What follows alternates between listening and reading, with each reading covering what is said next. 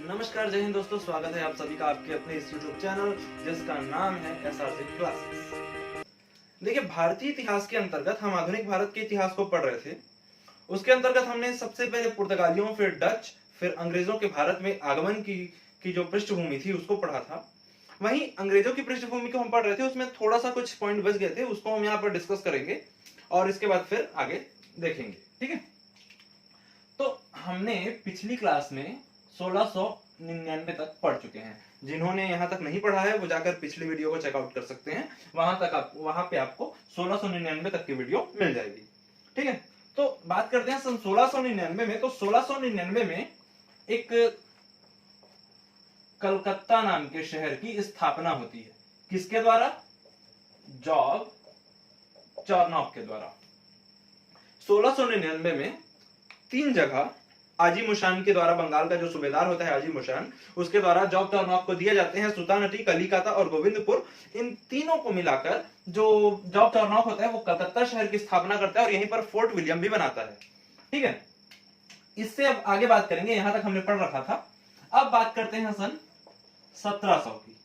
तो 1700 में अंग्रेजों ने यही जो कलकत्ता शहर थी ना, इसको अपनी फर्स्ट प्रेसिडेंसी सिटी घोषित की। पहली प्रेसिडेंसी नगर घोषित की थी सन 1700 में अंग्रेजों ने कलकत्ता को। ठीक है, अब यहां तक का सिनेरियो क्लियर होता है हमको। अब हम चलेंगे दिल्ली। तो यहां से अगर हम दिल्ली चलें तो घटनाएं कुछ इस तरह से होती हैं, देखिएगा। बात करते हैं, ये यहां पे हमारा आ जाएगा दिल्ली। तो 1707 तक दिल्ली में एक बादशाह है जिसका नाम है औरंगजेब। ये औरंगजेब जो है दिल्ली का अंतिम शक्तिशाली बादशाह माना जाता है। इसके बाद उत्तर मुगल काल की शुरुआत हो जाती है, जिसमें हम आगे जो भी चीजें होती है, जितने भी बादशाह होते हैं उनके बारे में हम एक अलग से जब क्लास लेंगे उत्तर मुगल काल की, उस समय पढ़ेंगे। फिलहाल 1707 में औरंगजेब की मृत्यु हो जाती है। अब औरंगजेब की मृत्यु के बाद 1707 से लेकर 12 तक रहता है बादशाह दिल्ली का बहादुर शाह फर्स्ट। याद रखिए, बहादुर शाह जफर नहीं है ना, जफर आखिरी था, ये बहादुर शाह फर्स्ट है। ठीक है, 7 से 12, 1712 से 13 जहांदार शाह। ठीक, 1707 में औरंगजेब की मृत्यु, 1707 से 12 बहादुर शाह प्रथम और 12 से लेकर 13 तक वो बनता है जहांदार शाह, और 13 से लेकर 19 तक, 1713 से 1719 तक बादशाह बनता है फर्रुख शेर। डोंट वरी, हम यहां पर उत्तर मुगल काल नहीं पढ़ रहे हैं, क्योंकि हमको फर्रुख शेर तक आना था। तो फर्रुख शेर तक आने के लिए हमने उसके पहले जो हुए उनका एक बार नाम देख लिया है। ठीक है, चलिए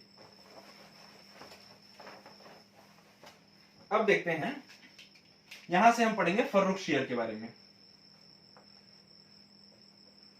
फर्रुख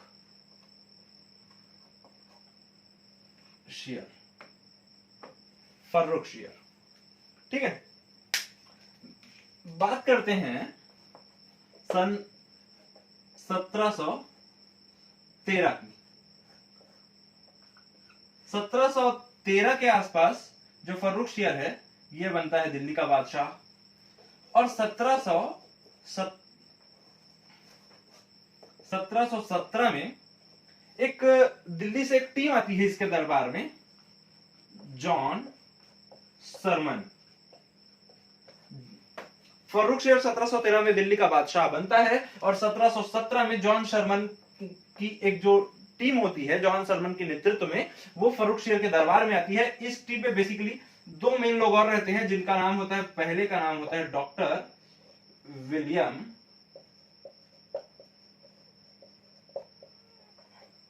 हैमिल्टन, और दूसरा एक द्विभाषी होता है ट्रांसलेटर जिसको हम कह सकते हैं, इसका नाम होता है ख्वाजा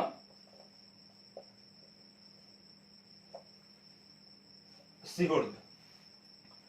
1717 में जॉन सरमन के नेतृत्व में डॉक्टर विलियम हैमिल्टन और ख्वाजा सिकुर्द, और इनके साथ और भी बहुत लोग रहते हैं, लेकिन ये मेन लोग रहते हैं, और इनकी टीम जो है वो फर्रुखशियर के दरबार में आती है। और इस समय की स्थिति कुछ इस तरह से होती है ना कि जो फर्रुखशियर है ये एक गले की बीमारी से जूझ रहा होता है उस समय, और भारत में जितने भी वैद्य रहते हैं उनको ये दिखा चुका होता है, बट इसका कोई लाभ नहीं होता। ऐसे समय में जब अंग्रेजों की टीम आती है और साथ में डॉक्टर विलियम हैमिल्टन जो कि जाने माने सर्जन थे उस समय के, इन्होंने जब प्रॉब्लम सुनी फर्रुखशियर की तो इन्होंने कहा बिल्कुल आप टेंशन मत लीजिए, आपका इलाज हो जाएगा। और जो कहा वो इसने करके भी दिखाया। फर्रुखशियर का जो गला था उसकी सर्जरी की और बिल्कुल ठीक कर दिया। अर्थात फर्रुखशियर के लिए ये चीज कैसा हो गया कि बिल्कुल मौत के मुंह से वापस लाने वाली स्थिति हो गई। फर्रुखशियर बिल्कुल इनका कर्जदार हो गया, और इसी के चलते उसने इनको बहुत सारी जो छूट थी वो प्रदान की। तो हमारे लिए यहाँ पर सबसे इंपॉर्टेंट जो है वो क्या छूट प्रदान की थी वो है, तो इसी को हम पॉइंट टू पॉइंट देखते हैं। तो पहली चीज जो थी, पहली मुख्य चीज थी वो थी 3000 रुपए में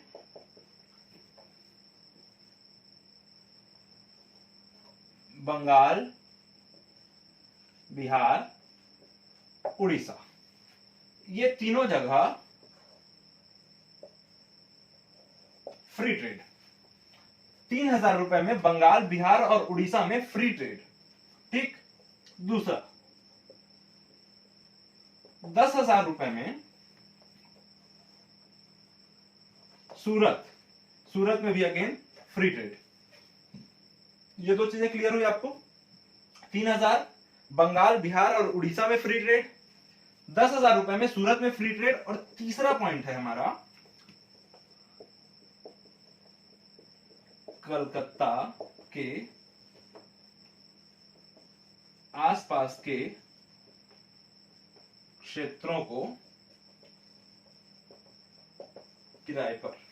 कलकत्ता के, देखिए बोलने का मतलब यह है कि अब मुगल सम्राट से, मुगल बादशाह से इनको फरमान मिल चुका था कि भाई कलकत्ता तो चूंकि ब्रिटिशर्स का ही था उस समय, है ना, तो कलकत्ता के आसपास के जो क्षेत्र हैं वो पहले क्या होता था कि वो जाते, वहां के सूबेदार से बात करते, वो चाहता तो देता, नहीं चाहता तो नहीं देता, वो उस सूबेदार पर डिपेंड करता।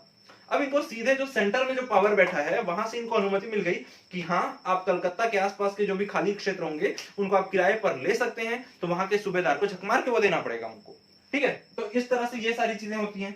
अब इसके बाद अंतिम पॉइंट जो है हमारा वो होता है बंबई। बंबई में इनकी थी टकसाल। टकसाल मतलब मुद्रा जहां पर बनाया जाता है उस जगह को टकसाल कहा जाता है। ठीक है, तो ये टकसाल में तांबे और चांदी के सिक्के जो है वो ढाले जाते थे।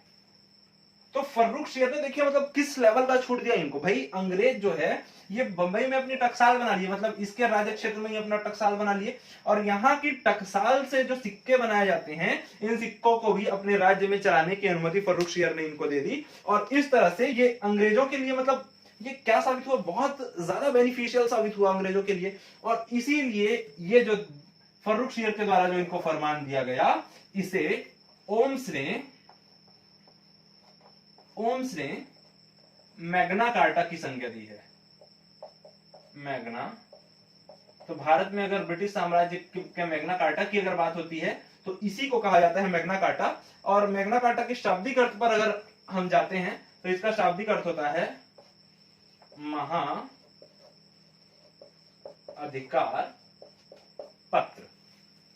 देखिए मतलब आए, अंग्रेज आए, एडवांस होने का कितना फायदा मिलता है। देखिए आया, उसने गले का इलाज किया और उसके बदले इतनी सारी छूट, 3000 रुपए में बंगाल, बिहार, उड़ीसा, 10,000 रुपए में सूरत, उसके बाद फिर कलकत्ता के आसपास के क्षेत्र जो है वो किराए पे आप ले सकते हो। उसके बाद इतने में खत्म नहीं होता, और यह है कि आपके द्वारा जो बनाया गया सिक्का है वो भी हम अपने राज्य में चलाएंगे। इतनी छूट तो मिल गई, नहीं तो बिल्कुल ये मैग्ना कार्टा कहने के लायक भी था।